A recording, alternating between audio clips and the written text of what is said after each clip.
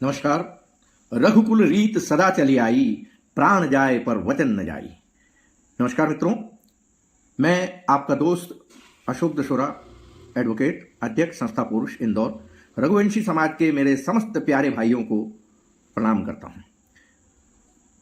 प्रभु श्री राम के वंशज, राजा रघु की संतति, वीर, धर्म प्रेमी और राष्ट्रभक्त समाज रघुवंशी समाज, जिसका बहुत ही पुराना इतिहास है, हमेशा राष्ट्र की उन्नति, उत्थान, समाज की उन्नति और उत्थान में अग्रसर रहा है। मेरे प्यारे भाइयों, जो शूर्पणखा दहन इंदौर में किया जा रहा है, उसके पीछे हमारा उद्देश्य बहुत ही पावन है। हम जो वर्तमान समय में कुछ महिलाओं के द्वारा, आपराधिक प्रकृति की महिलाओं के द्वारा जो समाज में तहस नहस किया जा रहा है, जो दुराचार किया जा रहा है, व्यभिचार किया जा रहा है, अनैतिकता की जा रही है, मर्यादाहीनता कृत्य किया जा रहा है, संस्कारहीनता के कार्य किए जा रहे हैं, उन कार्यों के खिलाफ या उस मनोवृत्ति के खिलाफ, उस मनोवृत्ति का दहन करने के लिए जा रहे हैं। 1948 से हम रावण के अहंकार की मनोवृत्ति का दहन करते हुए आए हैं, जिसे हम विजयादशमी या दशहरा बोलते हैं।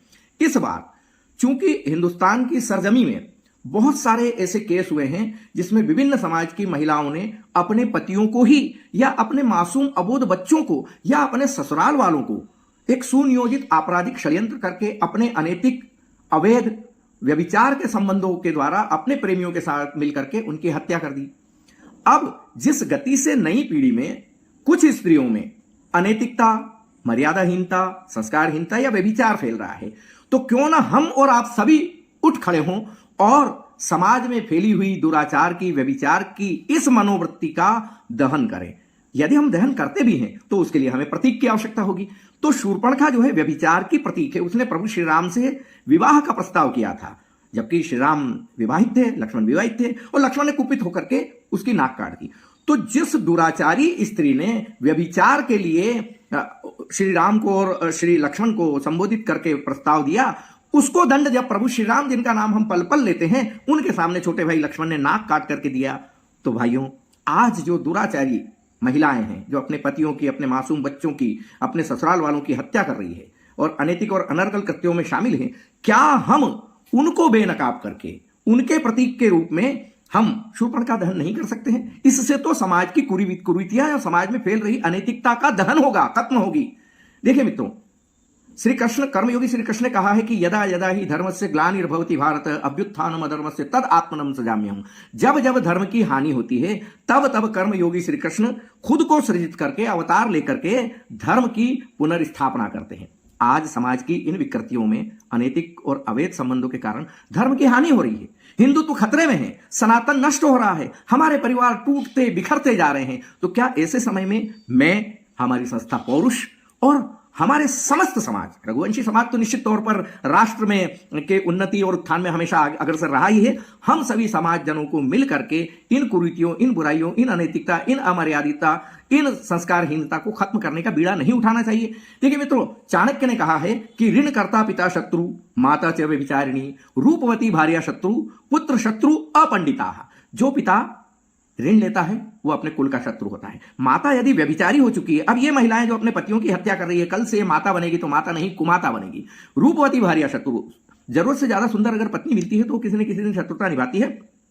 और पुत्र यदि मूढ़मती है, मूर्ख है, तो वो आपके कुल का नाश करेगा ही। तो ऐसे समय में महर्षि चाणक्य के द्वारा कही गई चीजों का भी हम परिपालन कर रहे हैं। और सबसे बड़ी बात यह है कि रामचरितमानस में लिखा हुआ है कि जा पर कृपा राम की होई, ता पर कृपा हर करे सब कोई। तो ये प्रभु श्री राम की कृपा से हमारे मन में ये विचार आया कि क्यों ना हम आपराधिक प्रवृत्ति वाली विभिन्न समाजों की महिलाओं को के 11 चेहरों को लेकर के शूर्पणखा दहन करें, ताकि अन्य महिलाएं अपराध की प्रवृत्ति की ओर अग्रसर न हो और हमारा समाज बचा रहे, हमारे परिवार बचा रहे, हमारे सनातन बचा रहे, हमारा हिंदुत्व बचा रहे। आप लोग देख रहे होंगे ये जितनी घटनाएं हो रही है सब सनातन और हिंदू परिवार में हो रही है, न किसी और इतर परिवारों में, इतर धर्म में नहीं हो रही है। तो वो तो आज भी मर्यादित है। हमारे यहाँ की लड़कियां जो है, हमारे यहाँ की नई पीढ़ी है, वो अपराध में शामिल हो रही है। तो ये मेरा, आपका, सभी का कर्तव्य हो कि हम उठ खड़े हों और इस दुराचार व्यभिचार के खिलाफ समाज को सजग करने के लिए, चेतावनी देने के लिए, समाज को संदेश पहुंचाने के लिए हम शूर्पणखा दहन में ज्यादा से ज्यादा संख्या में शामिल हों।